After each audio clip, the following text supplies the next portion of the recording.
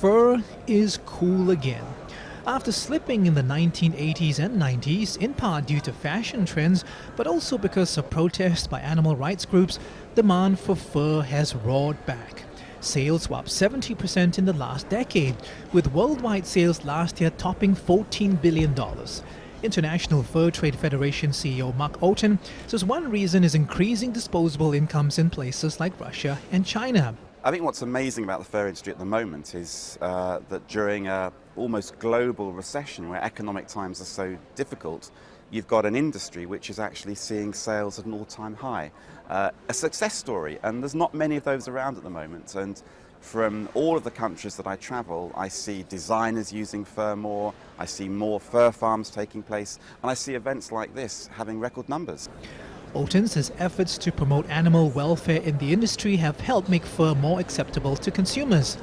But the growing demand for fur has led to extensive farming operations in developing countries like China. And animal rights campaigner Rebecca Chui says this video shows cruel practices persist.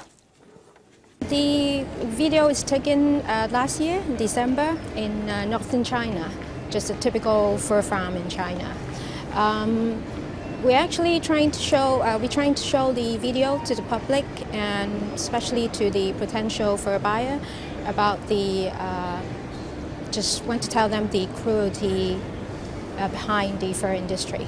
The fur industry insists it's working to raise China's fur trade standards to the European level, where welfare regulations and standards governing fur production are enforced.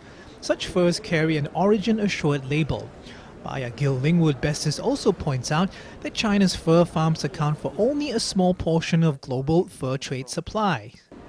What I don't think people realise in Europe is that probably 90% of all furs they see on the high street or anywhere, the biggest producers of fur either are in Helsinki or in Denmark or in Eastern Europe. They are origin assured. They are under EU guidelines. It does not come from China. The IFTF launched the OA label 5 years ago.